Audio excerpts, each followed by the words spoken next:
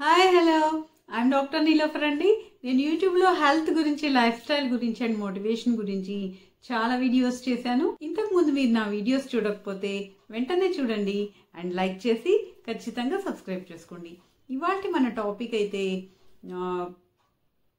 Sugar ఉన్నవాళ్ళు బెల్లం తినొచ్చా అనే దాని గురించి. మరి మనం టాపిక్లోకి వెళ్ళిపోదాం. ఈ బెల్లం అనేది మన పురాతన భారతీయ సాంప్రదాయ సంబంధించిన ఆహారం. మరి చాలా పిండి వంటల్లో, భారతీయ వంటల్లో ఈ బెల్లం అనే దాన్ని ఉపయోగిస్తారు. చాలా రకాలైన స్వీట్స్ చేయడానికి ఈ బెల్లాన్ని ఉపయోగిస్తారు. దీంట్లో ఐరన్ అనేది ఎక్కువగా ఉంటుంది. అంతేకాకుండా ఇది రక్తాన్ని శుద్ధి చేసి లివర్ని డీటాక్స్ చేస్తుంది అనమాట. అంతేకాకుండా ఆడవాళ్ళకు కూడా ఇది చాలా మంచి ఉపయోగకరమైన ఆహారం. ఎందుకంటే ఆడవాళ్ళలో రక్తం తక్కువగా ఉంటుంది కాబట్టి వాళ్ళకి ఈ బెల్లం వల్ల ఐరన్ ఉండి రక్తం అనేది బాగా వస్తుంది. ఇలా బెల్లం వల్ల చాలా ప్రయోజనాలు ఉన్నాయి.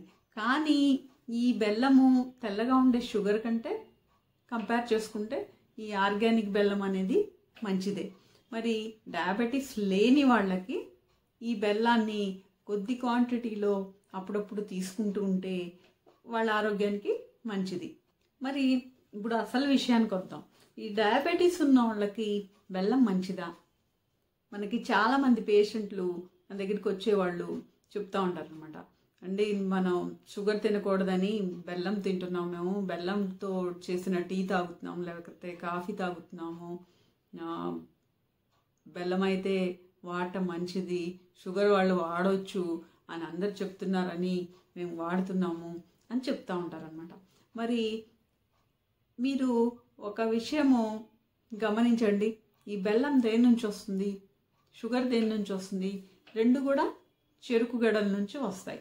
మరి రెండు ఒకే దాని నుంచి వచ్చినప్పుడు ఈ బెల్లం అనేది ఏంటంటే రిఫైన్డ్ కాదనమాట.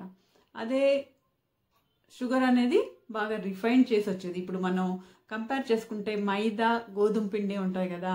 మైదా అనేది కొన్ని కెమికల్ రియాక్షన్స్ చేసి మైదాని తయారు చేస్తారు. మరి మైదా కంటే గోధుమ పిండి మంచిది. గోధుమ పిండి ఎంతవరకు మంచిది? అది క్వాంటిటీని బట్టి.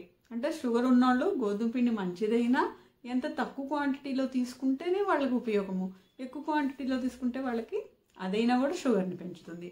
అలాగే ఈ బెల్లము, షుగరు రెండు కూడా ఒకే పదార్థం నుంచి వస్తాయి. రెండిట్లో కూడా ఒకే క్వాంటిటీలో దాదాపు షుగర్ అనేది ఉంటుంది. మీకు గ్లైసిమిక్ ఇండెక్స్ బెల్లంది ఎంతో తెలుసా? 84 నుంచి 85 మధ్యలో ఉంటుంది. అంటే చాలా ఎక్కువ అనమాట. కానీ తాటి బెల్లం అని ఒకటి ఉంటుంది, దాని గ్లైసిమిక్ ఇండెక్స్ మాత్రము 35 ఉంటుంది అనమాట. అది అలా అని అది కూడా తీసుకోవచ్చా అంటే, తీపిగా ఉండే ఏ పదార్థమైనా తీసుకుంటే షుగర్ అనేది తొందరగా పెరుగుతుంది.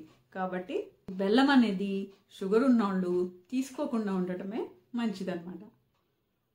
ఎందుకంటే షుగర్ ఎంత డయాబెటీస్ని పెంచుతుందో, షుగర్ లెవెల్స్ని పెంచుతుందో, బెల్లం కూడా దాదాపు అంతే పెంచుతుంది.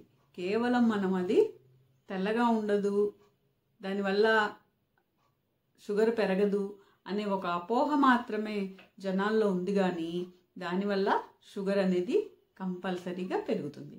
కాబట్టి షుగర్ ఉన్నవాళ్ళు బెల్లం కూడా తీసుకోకుండా ఉంటే చాలా మంచిది. మరి ఇదండి డయాబెటీస్లో బెల్లం వాడొచ్చా లేదా అనే దాని గురించి. మరి మీకు ఈ టాపిక్ నచ్చితే వెంటనే లైక్ చేసి షేర్ చేయండి. ఏమైనా డౌట్స్ ఉంటే కామెంట్ రూపంలో తెలియజేయండి. అండ్ సబ్స్క్రైబ్ చేసుకుని నోటిఫికేషన్ ఆన్ చేసుకుంటే ఇలాంటి మరిన్ని మంచి వీడియోస్ మీరు చూడగలుగుతారు. And thank you for watching. మరొక వీడియోలో మళ్ళీ కలుద్దాం.